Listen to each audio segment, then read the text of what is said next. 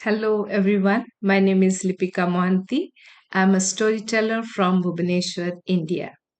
Today is World Read Aloud Day, and I'm going to read a story from Sudha Murty's Grandma's Bag of Stories. It's a compilation of many stories, and I'm going to read just one story from this. And the name of the story is The Donkey and the Stick. Aruna Marg was a busy road. It connected a number of villages to each other, and many people, animals, and carts used it every day. Walking along that road, a group of students discovered a rock which no one had bothered to look at in many years. Look, they told each other in excitement. There is something written on the rock. What can it mean? They called out to their teacher. When they examined the rock carefully, they found the markings were actually little drawings. One showed a stick and the other a donkey. By now, a large crowd gathered around it. Everyone was puzzled. What could these strange drawings mean? They asked, scratching their heads. They decided to go to the ashram of a wise sage nearby and ask him. But when they trooped into the ashram, they found to their disappointment that the sage had gone on a long pilgrimage.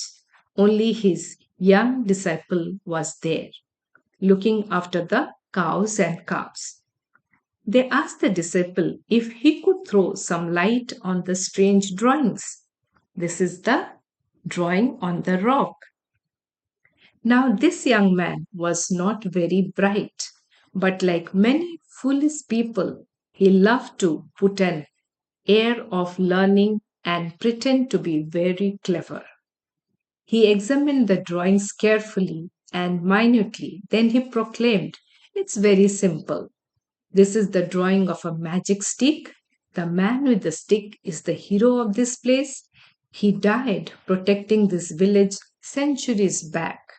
Each person using this road must worship the rock and make an offering to it.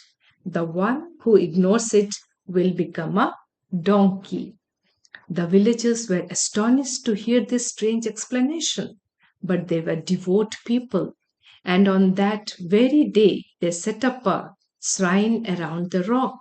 They installed the foolish disciple as head priest in charge of taking offerings from passing travelers. The disciple was pleased with his brain wave. Of course, he did not know what the silly drawings meant, but he no longer had to run after the calves and get kicked by angry cows in the ashram. He could sit by the rock the whole day, taking his pick of the offerings to the rock and mutter a few mumbo jumbo prayers. His happiness lasted a few months till the wise old sage returned to the ashram. The old sage was annoyed to find his disciple missing and his beloved animals roaming around uncared for. Then he looked into the distance and saw a large crowd gathered by the road. He went to investigate and found his missing disciple there, looking happy and well fed, busy accepting offerings for a rock. He stood watching for a while.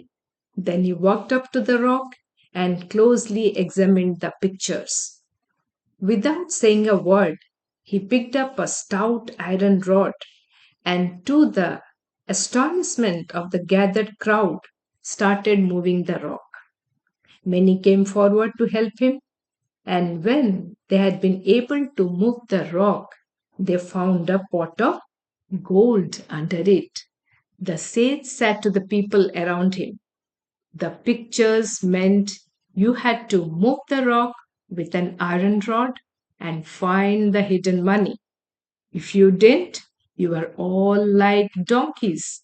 You should not follow rituals and the words of others blindly. Think for yourselves and understand why you are doing what you do. If you had given this some thought, you'd have recovered this treasure many months ago. Instead, you wasted your time and money making offerings to a rock and helping this greedy disciple of mine become fat and make fools of you. This treasure belongs to all of us. Let us use it to keep the road in good way so that everyone can use it and work in peace. The villagers hung their heads in shame, for they realized how foolish they had been. And as for the disciple, he had to clean the cowsheds for many months to atone for his greed. That's the end of the story. Thank you so much.